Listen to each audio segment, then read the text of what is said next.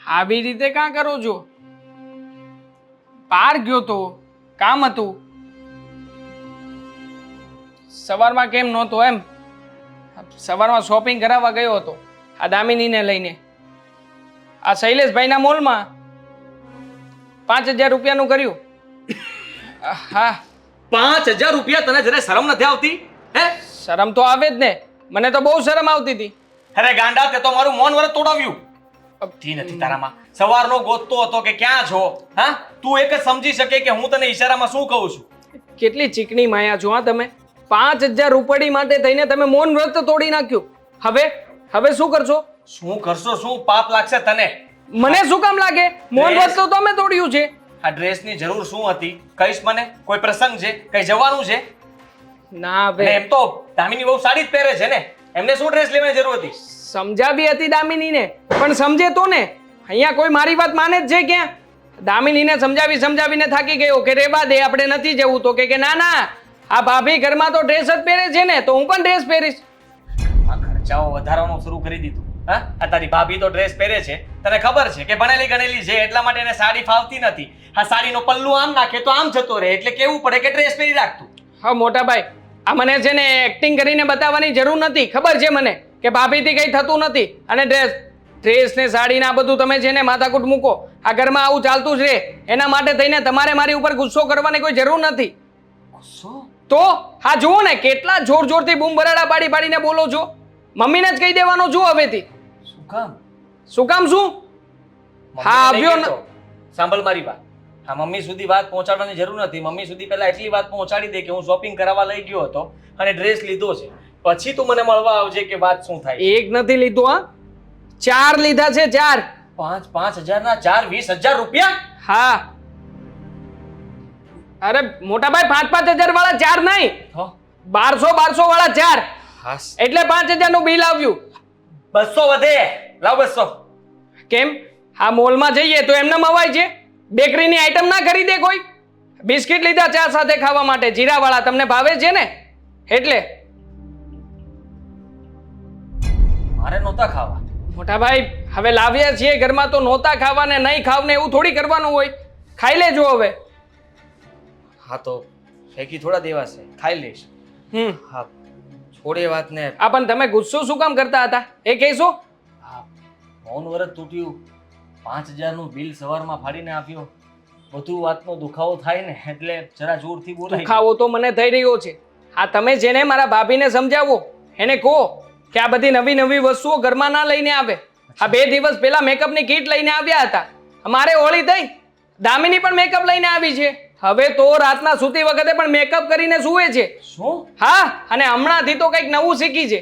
આ કંઈક બુક વાંચે છે, ઇંગ્લિશની બુક વાંચે છે. બોલો, ઇંગ્લિશની. હવે કોઈ દિવસ પડી ગઈ ને.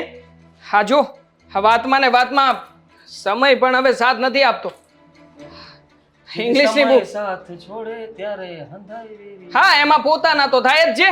કોણ પોતાનું કોણ પારખું લે દાડે સમજાવે છે. તારે ભાભીને હમણાં જ સમજાવું. હા હા, એના લીધે જ થાય છે ને બધું. ચિંતા નહીં કરતો.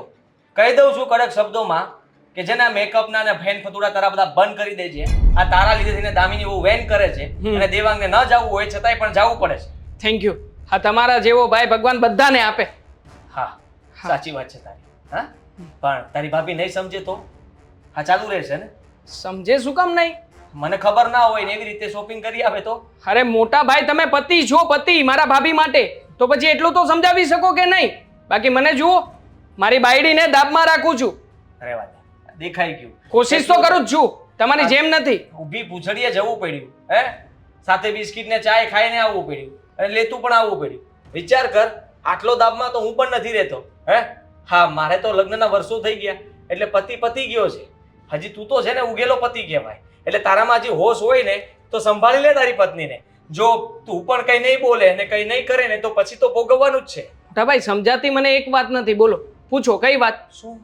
હા, મારા ભાભી હા મોટા છે ઘરમાં, ભણેલા ગણેલા છે, હોશિયાર છે, તો પછી તમે લોકોએ હા અભણ પત્ની મને શું કામ ભટકાડી? મતલબ જોવા તો તમે અને મમ્મી જ ગયા હતા ને. મમ્મીએ જ કહ્યું હતું ને કે છોકરી બહુ સારી છે, સંસ્કારી છે, ગામડાની છે અને ભણેલી ગણેલી પણ છે. અહીંયા આવી પછી ખબર પડી કે બપોર સુધી ભણી હતી ને બપોર પછી સાહેબ મૂકી ગયા હતા. નસીબની વાત છે.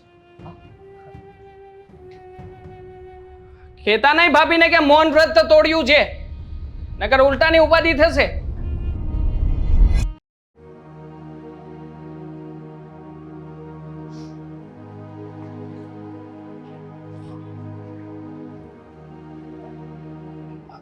લો હજી દૂર જાઓ. શું છે આ બધું? આ મૌન વ્રત તોડી નાખ્યું છે મેં. એનું કારણ છે કે આજનો દિવસ સારો નહોતો. હા, એટલે એનો મતલબ કે આજ આખો દિવસ મારે લેક્ચર સાંભળવાનું રહેશે ને?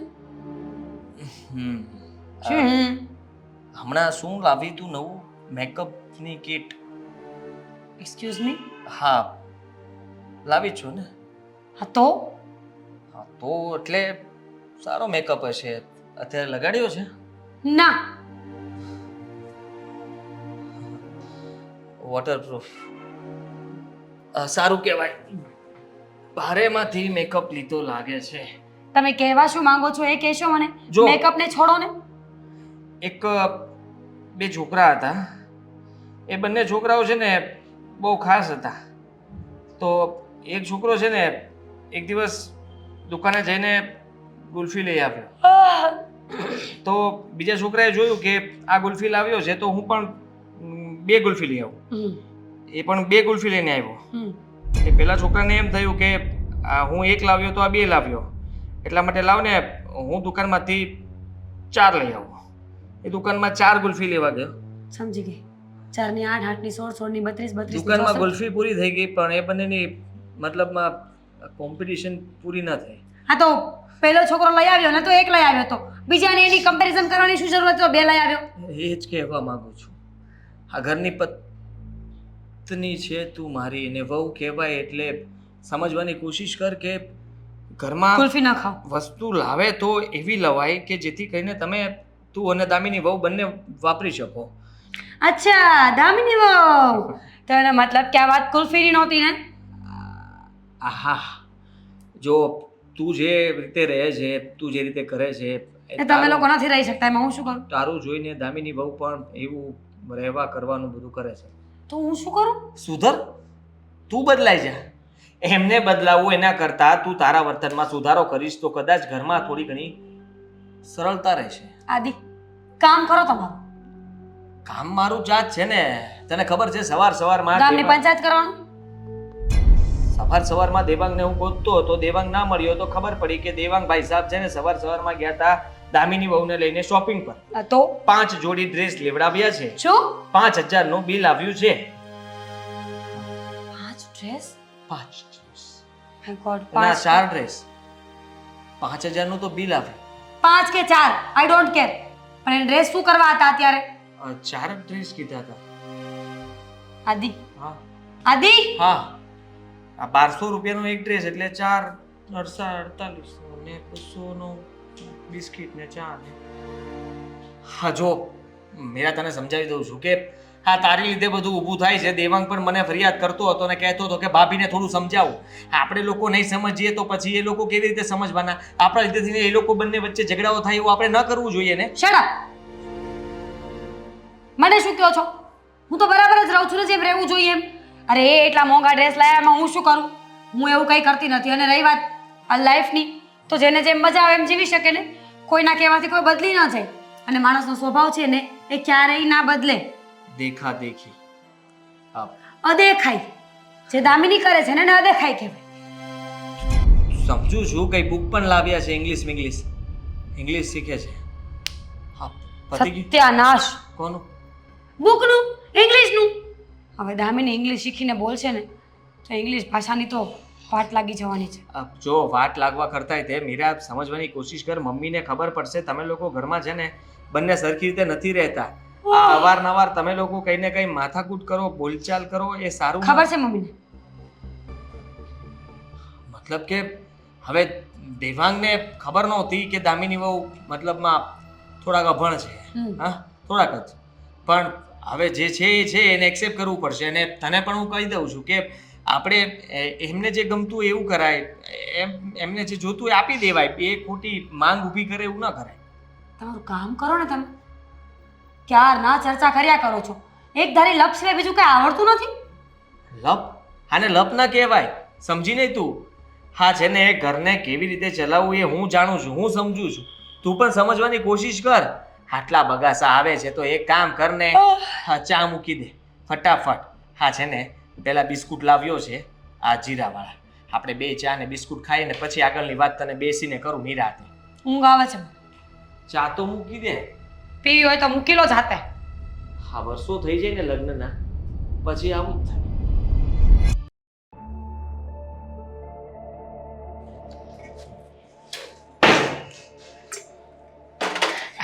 દામિની બહુ યસ મમ્મી. મમ્મી. મોમી મને ખરેખર હસવું આવે છે હો. શું મોમી? બેટા આજ સુધી હું તમારા મમ્મીજી હતી ને, અચાનક હા મોમી કેવી રીતે થઈ ગઈ? ઇંગ્લિશમાં છે ને મમ્મીને મમ્મી કહેવાય. મહેરબાની કરીને મારી સામે આ તમારું ઇંગ્લિશ રહેવા દેજો હો. અરે હોતું હશે કાંઈ? આ ભાભી તમારી સામે સ્પીકિંગ ઇંગ્લિશ કરે તો તમે કાં નથી કાંઈ કહેતા? અરે પણ એ તો ઇંગ્લિશ મીડિયમમાં ભણી છે, એને અંગ્રેજી પહેલેથી આવડે છે. હવે તને અને તારી મોટી ભાભી એટલે કે તારી જેઠાણીનો આટલો બધો વધારસાનો છે. અને વદાડ ના કહેવાય ને, આ તો લાઈફ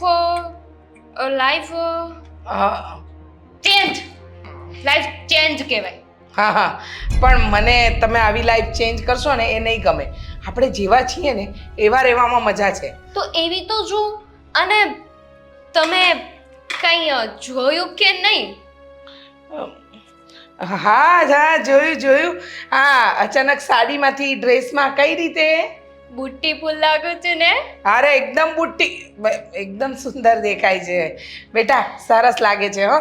તને ડ્રેસ ગમતા હોય તો તું ડ્રેસ પહેરી શકે છે, એમાં કોઈ થેન્ક યુ. હા, સરસ. પણ હવે હું શું કહું છું કે આમને આમ ક્યાં સુધી ચાલતું રહેશે?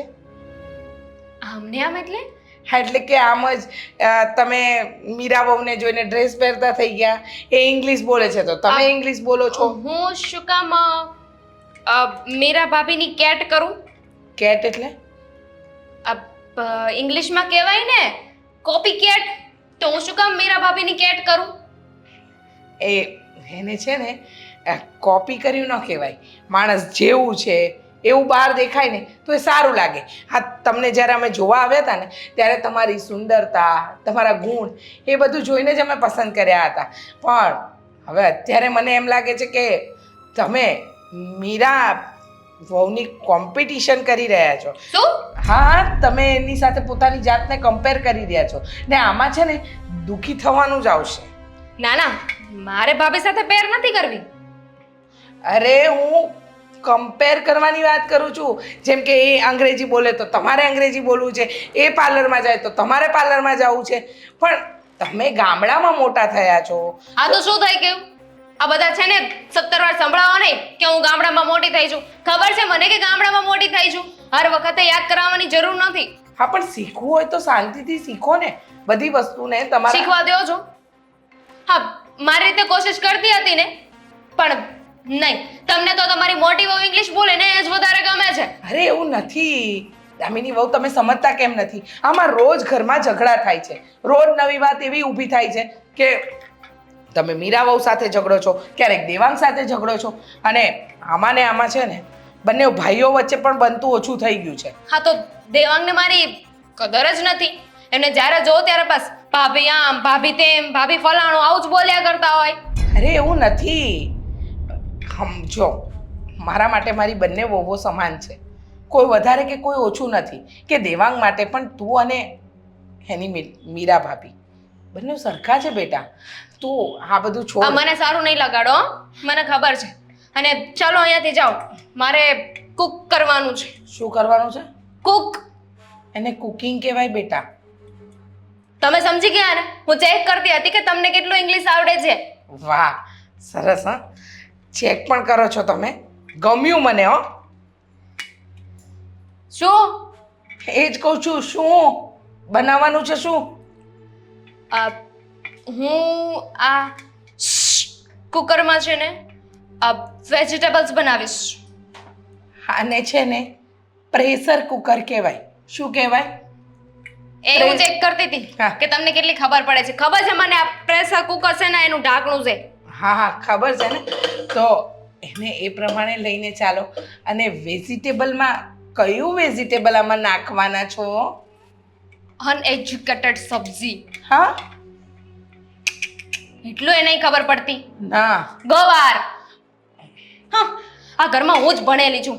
ભલે બધા એમ કે ગામડેથી આવી છું, પણ તોય મને જેટલી ખબર પડે ને એટલી કોઈને ખબર નથી પડતી. હા સાચી વાત કીધી. તમારા જેટલું એજ્યુકેટેડ આ ઘરમાં કોઈ નથી. Good good. Keep it up. આગળ વધો. તમે પણ અનએજ્યુકેટેડ સબ્જી.